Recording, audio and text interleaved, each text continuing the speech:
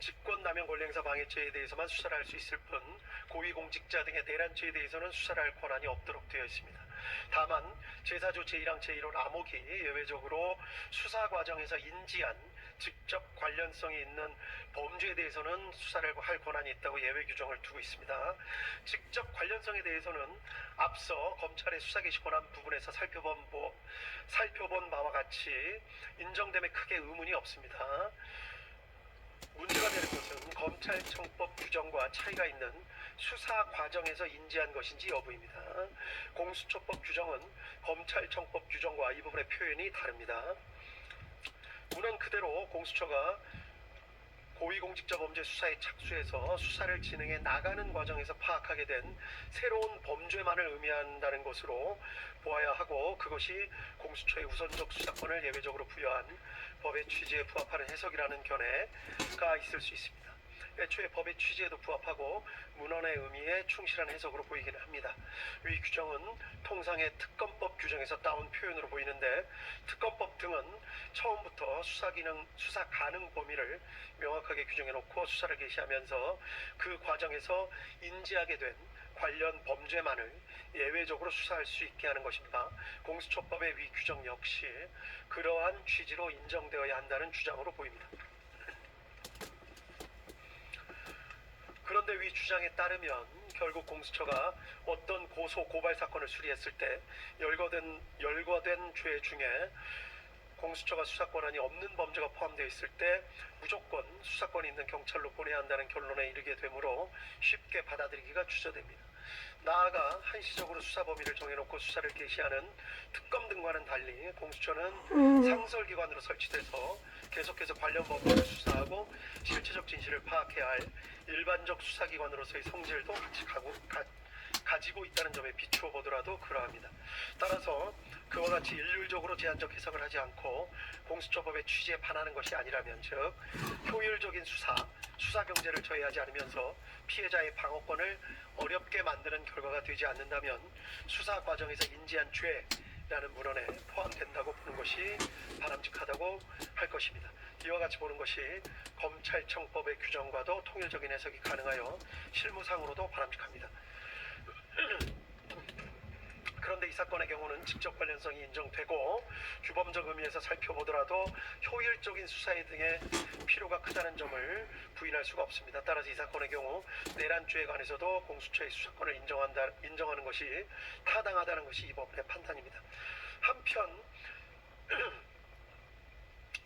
피고인 측의 주장은 다음과 같은 측면이 있습니다. 즉 공수처 수사의 실질은 공수처는 내란죄에 대한 수사권이 없음에도 직권남용 권리행사 방해죄에 대한 고발장에 내란죄가 함께 기재되어 있었다는 것을 핑계 삼아서 범죄의 중대성과 법정형을 비교조차 하기 어려운 내란죄를 수사한 것이기 때문에 결국 공수처의 행위는 수사권 범위에 관한 규정을 장탈해서 수사권을 가지고 있지 않은 내란죄에 대한 수사를 진행하는 것이어서 위법하다, 이런 주장도 포함된 것으로 보입니다.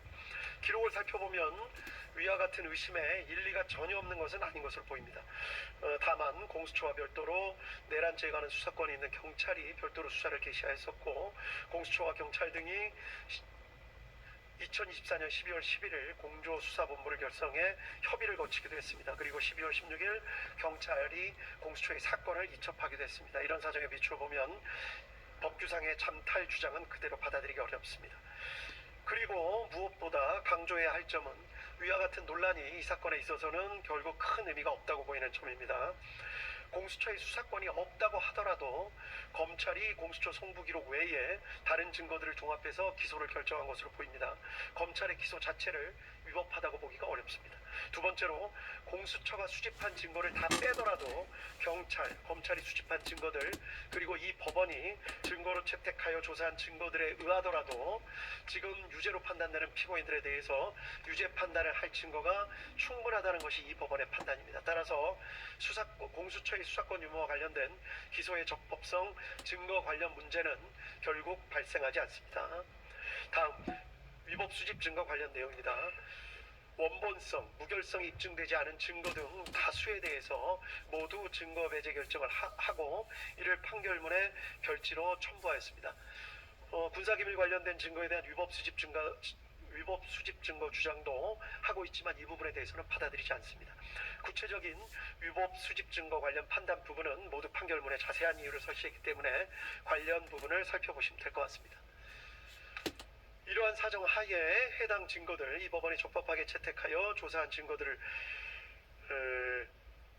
의해서 다음과 같은 사실이 인정됩니다. 인정된 사실관계는 판결문에 자세히 기재가 되어 있습니다. 간략하게만 강조될 부분에 대해서 말씀을 드리겠습니다.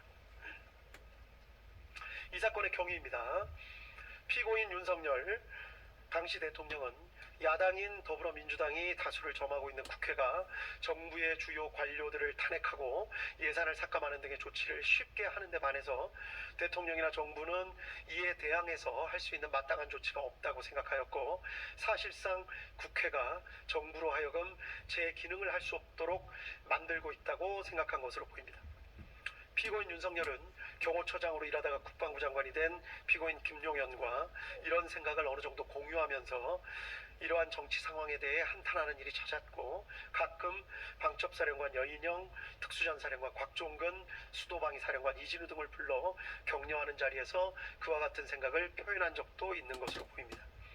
한편 피고인 김용현은 전 정보사령관 피고인 노상원과 친밀한 관계였는데, 이른바 부정선거가 우리 사회에서 벌어지고 있는 것은 아닌지 의심을 하면서 이에 대한 조사나 수사가 필요하다는 데 공감을 가지고 정보사령부 요원들을 활용해서 부정선거 수사를 할 나름의 구상을 한 뒤 피고인 노상원을 시켜서 정보사령관 문상호 등으로부터 정예 요원 명단을 추천받게 하는 등 나름의 부정선거 수사를 준비하고 있었던 상황이었던 것으로 보입니다.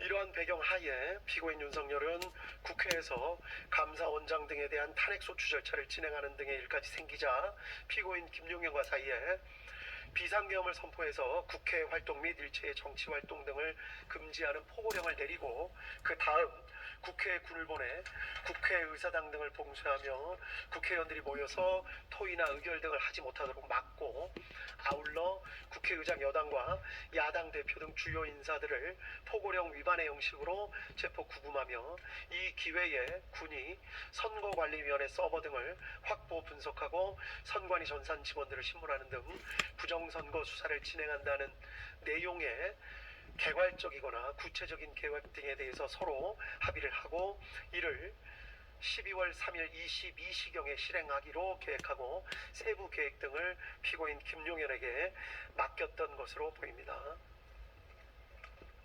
이 사건의 특징인데, 피고인 김용현은 방첩사령관 여인영, 육군특수전사령관 곽종근, 수도방위 사령관 이진우 등에게 위 계획을 있는 그대로 알리지 않았던 것으로 보입니다.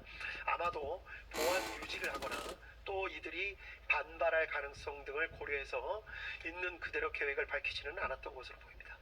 그 때문에 피고인 김용현은 이들에게 돌려서 말하는 방식으로 어떠한 상황이 있을 것과 그러한 상황이 발생했을 때 어떤 임무를 해야 하는지를 암시하는 방법으로 임무를 부여한 것으로 보입니다. 곽종근에게는 비상 상황이 발생하면 국회 선관위 등을 확보해야 한다는 말만을 던지거나, 이준호에게는 만약에 국회에 비상 상황이 발생하면 수방사는 어떻게 해야 할지를 생각해 보라는 말을 하는 식으로 이들에게 어떤 상황이 발생할 수 있다, 그때는 어떻게 해야 한다 라는 식으로 가정적 상황과 임무 부여를 하는 방식으로 임무를 하달했던 것으로 보입니다. 그 때문에 이들의 법정에서의 진술 내용이 일부 차이가 있는 것으로 보이고, 이 때문에 수사도 상당한 난항을 겪었던 것으로 보입니다. 다만 이들 사령관들은 이러한 지시 내용에 대해서 나름대로 그 의미를 모두 짐작하고 추정하였던 것으로 보입니다. 이들 사령관들의 입장에서 보면 이들은 군인으로서 명령이 떨어지면 복종해야 한다라는 생각과 함께 피고인 김용현이 말한 그런 상황이 실제로는 발생하지 않을 것이다, 또는 실제로 적이 국회를 테러할 것이라는 등에 대한 정보가 있기 때문에 아마도 피고인 김용현이 저런 말을 하는 것 아니겠느냐라는 강한 기대감과 우려도 함께 가졌던 것으로 보입니다. 이 때문에 아까도 말씀드렸듯이 당시 주고받았던 말과 생각에 대해 이들의 진술이 서로 다른 측면이 있습니다.